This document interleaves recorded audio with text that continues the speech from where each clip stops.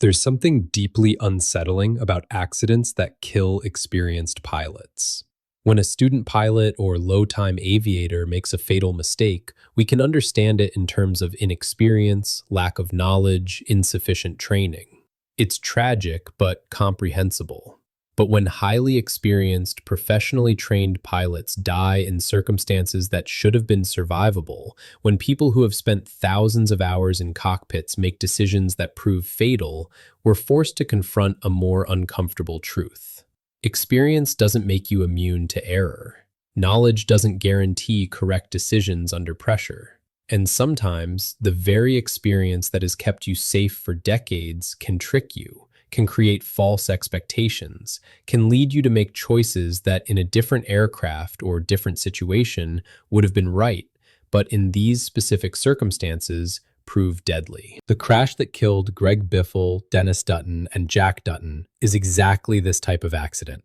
An experienced airline captain, a man with decades of professional flying, faced an engine failure and made decisions that seemed logical, seemed safe, seemed like exactly what his training and experience told him to do.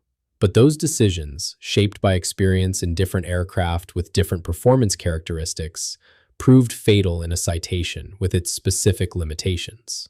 Today we're going to examine how one engine failure tricked experienced pilots into making choices that killed them, why experience can sometimes be a liability rather than an asset, and what this tragedy teaches us about the dangers of transferring expectations between aircraft types. Let's start by establishing exactly how experienced the pilot in command was, because understanding Dennis Dutton's background is critical to understanding how experience could have contributed to, rather than prevented, this accident. Dennis Dutton was 67 years old at the time of the crash. He held an airline transport pilot certificate, the highest level of pilot certification issued by the FAA. He was a retired captain from Delta Airlines, one of the world's major carriers, where he had flown for decades. During his airline career, Dennis would have accumulated thousands of hours of flight time, possibly tens of thousands depending on how long he flew and what routes he operated. He would have flown large transport category jets, aircraft like the Boeing 737, 757, 767, possibly others. These are sophisticated aircraft with multiple engines, advanced systems, comprehensive automation. He would have received extensive initial and recurrent training. He would have completed check rides regularly, demonstrating proficiency in normal and emergency procedures. He would have flown with highly qualified first officers, operating in a well-structured crew resource management environment. By any reasonable standard, Dennis Dutton was an experienced professional pilot. He wasn't a weekend hobbyist. He wasn't someone who flew occasionally for fun. He was a career airline pilot who had made flying his profession for decades.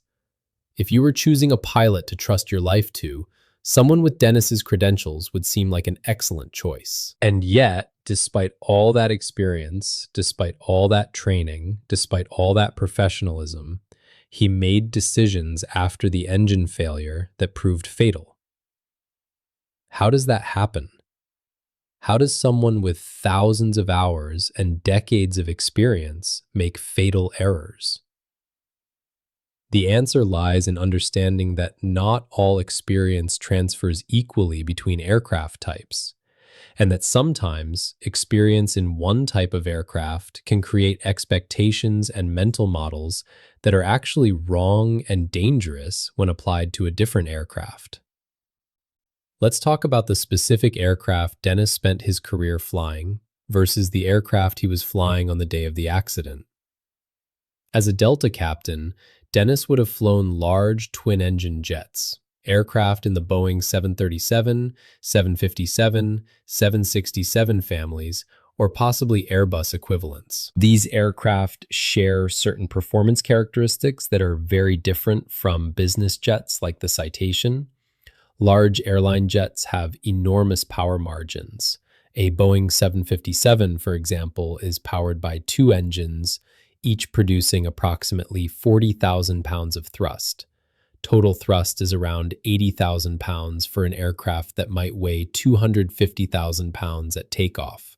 If you lose one engine, you still have 40,000 pounds of thrust, which is more than sufficient to maintain climb, to maneuver, to return to the airport if needed. Single-engine climb performance on a 757 is robust.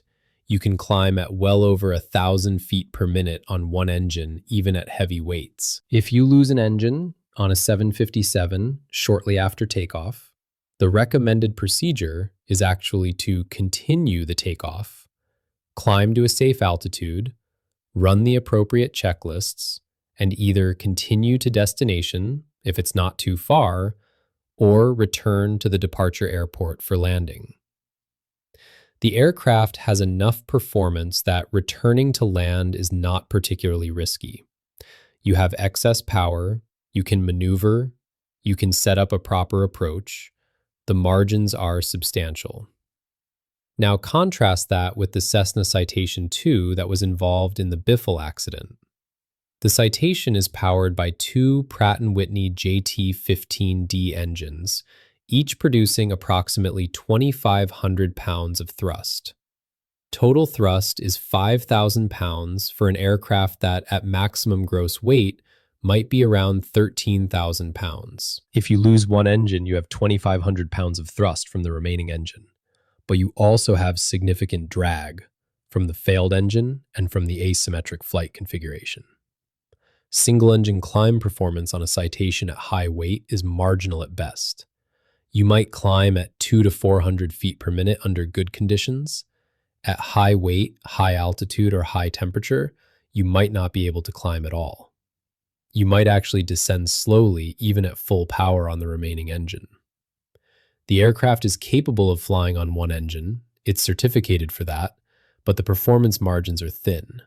There's not much excess capability to work with.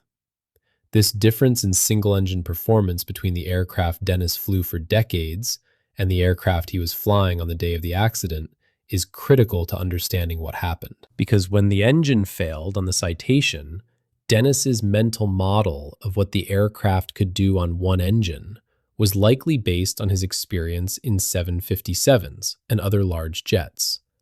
And that mental model was wrong for the Citation. It created expectations that didn't match reality. Let me give you a specific example of how this difference in performance could have tricked Dennis into making a fatal decision. When an engine fails on a 757 shortly after takeoff, one viable option is to turn back and land. The aircraft has enough single-engine climb performance that you can turn around, maintain, or even gain altitude during the turn, set up an approach, and land without particular difficulty.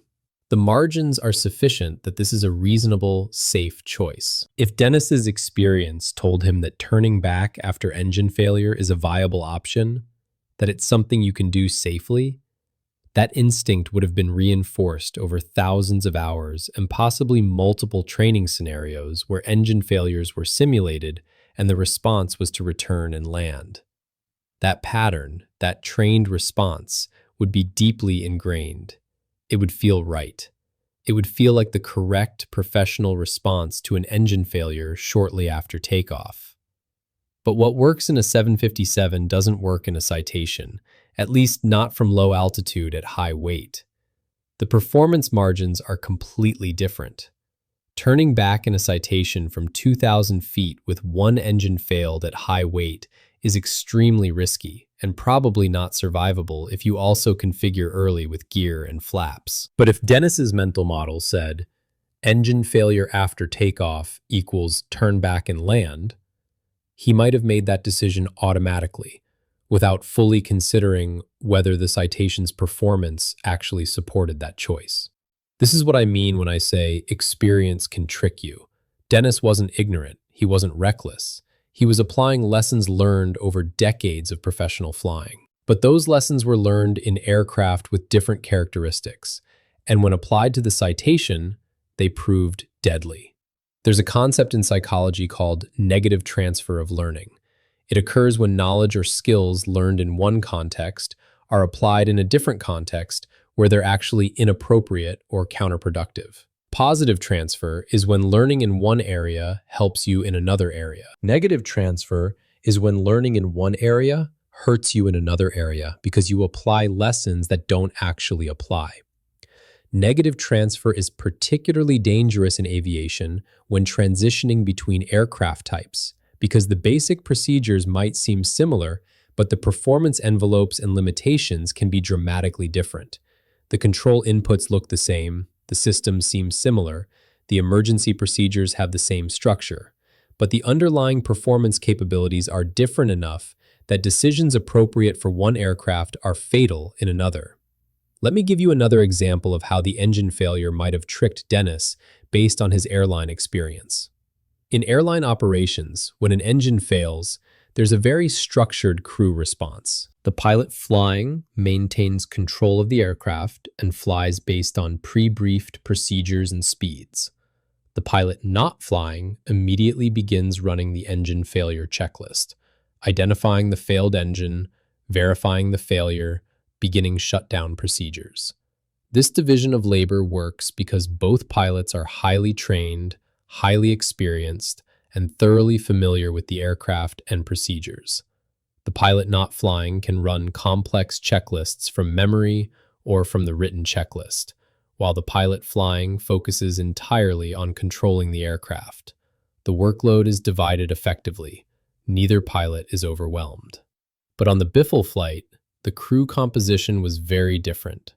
We have evidence suggesting that Jack Dutton, who held only a private pilot certificate for single-engine aircraft with no multi-engine rating, was in the right seat making radio calls. If Jack was in the right seat but didn't have the experience or training to effectively run engine failure checklists, to manage systems, to provide the support that a qualified first officer would provide, then Dennis was effectively flying alone.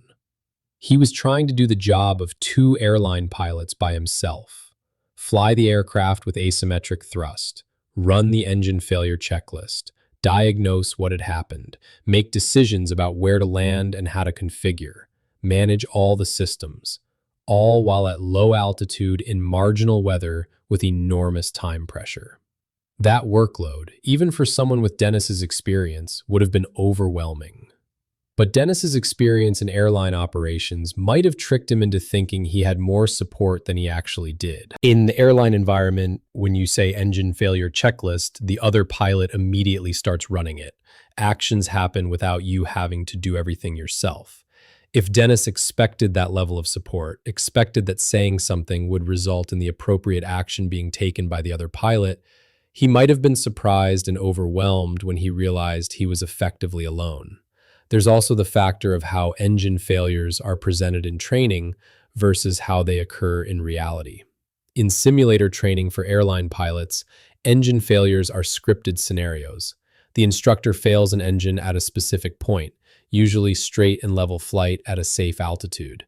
The pilots execute the appropriate procedure. They run the checklist. They demonstrate competence. The scenario ends successfully. The failure is clean, the response is structured, everything happens in an orderly fashion. But the engine failure on the Biffle flight was not a clean, scripted simulator scenario. Based on the evidence, it appears the right-hand baggage compartment door came open, items were ingested into the engine, and the engine destroyed itself catastrophically. There would have been loud banging noises, possibly vibration, possibly smoke or unusual smells, possibly visible damage or items flying past windows. The failure would have been violent, chaotic, confusing. Additionally, if the baggage door was open and creating noise and airflow disruption, Dennis would have been dealing with not just an engine failure, but an uncertain, ambiguous situation where he didn't fully understand what had happened or whether there was additional damage. That uncertainty creates enormous psychological pressure to land immediately, to get the aircraft on the ground before anything else goes wrong.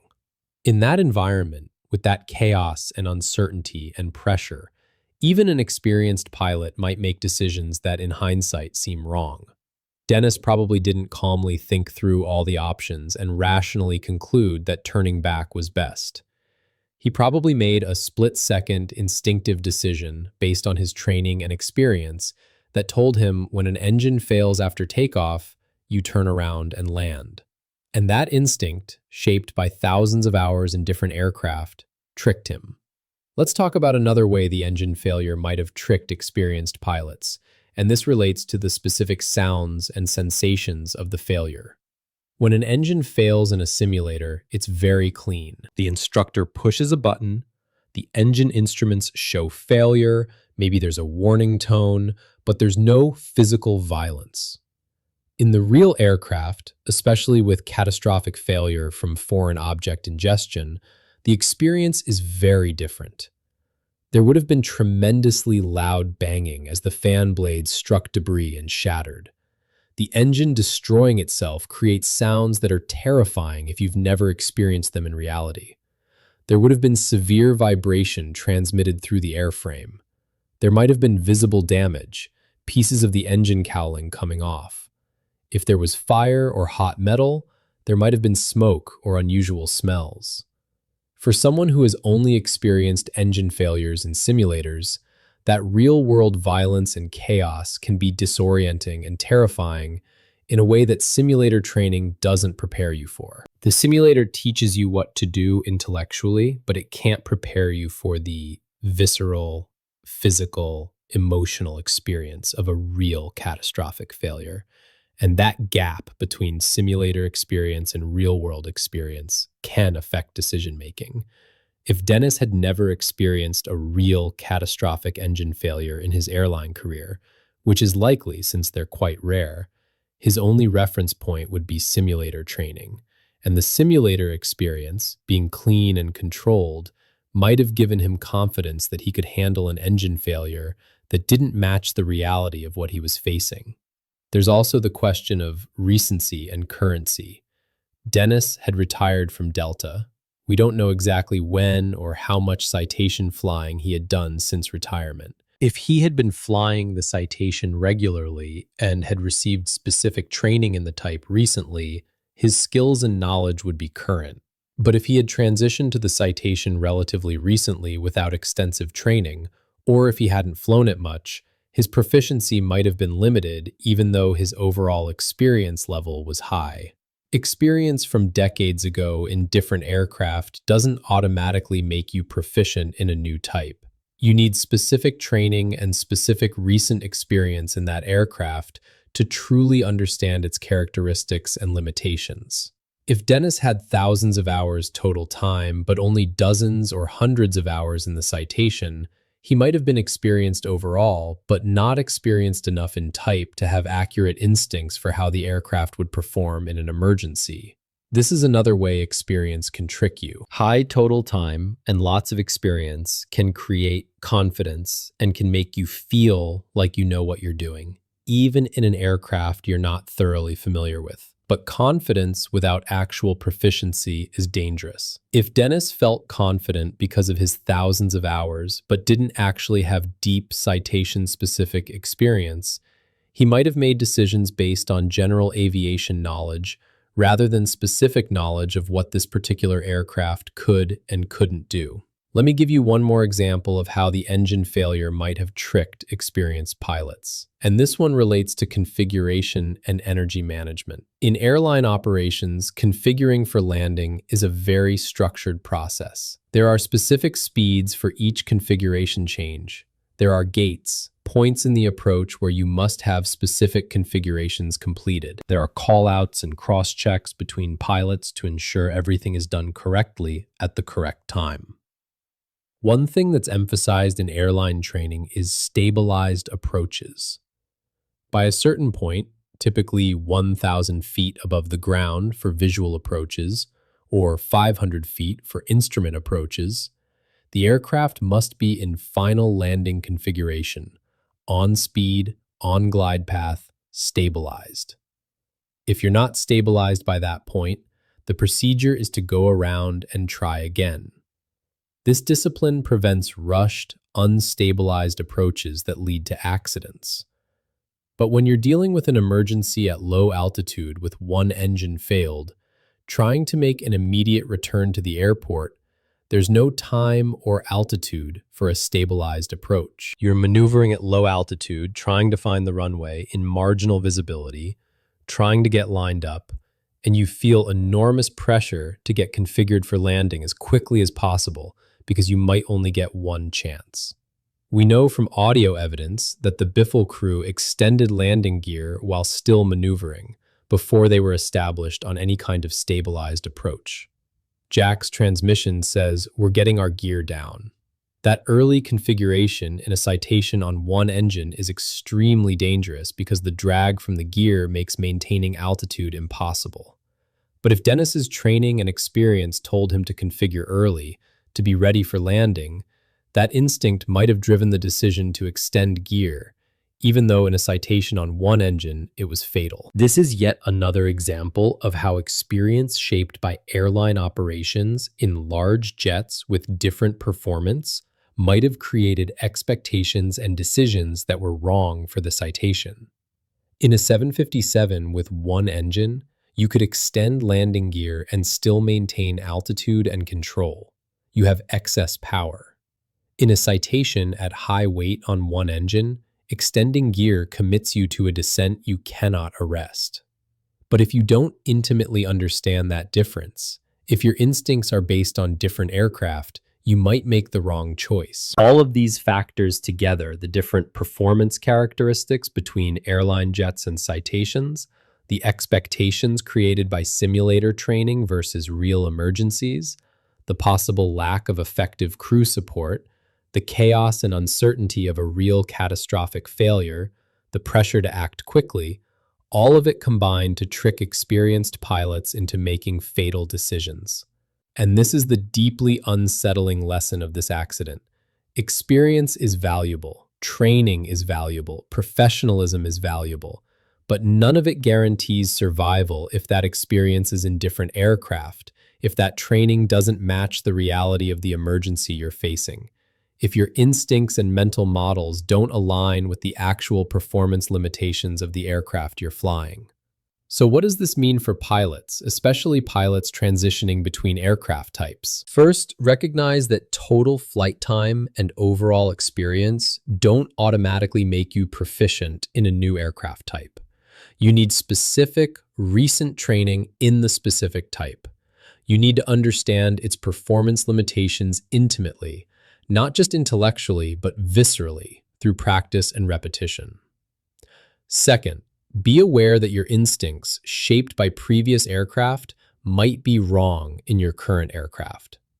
Don't assume that what worked in your previous type will work in your current type. Question your assumptions. Verify that your mental model matches the actual aircraft performance. Third, practice emergency procedures in realistic scenarios specific to the aircraft you're flying. Don't just practice at altitude in ideal conditions. Practice scenarios at the altitudes and conditions where emergencies actually occur. Understand what the aircraft can and cannot do in those situations.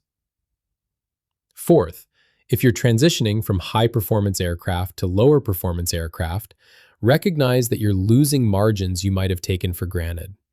What was easy or routine in your previous aircraft might be difficult or impossible in your current aircraft. Fifth, resist the temptation to rely on your overall experience and instead focus on building specific proficiency in your current type. Humble yourself to the fact that you're a beginner in this aircraft, even if you're highly experienced overall. The Biffle tragedy shows us that experience can be a double-edged sword. It can save you, but it can also trick you if it creates false expectations. Dennis Dutton was experienced and professional, but his experience was in aircraft that were fundamentally different from the citation. And when the engine failed, his instincts, shaped by that experience, led him to make decisions that proved fatal. This isn't about criticizing Dennis. He did the best he could with the knowledge and instincts he had. But his death, and the deaths of Greg Biffle and Jack Dutton, teach us that we need to be aware of the limitations of our experience, the ways it can trick us, the dangers of assuming that what worked in one aircraft will work in another.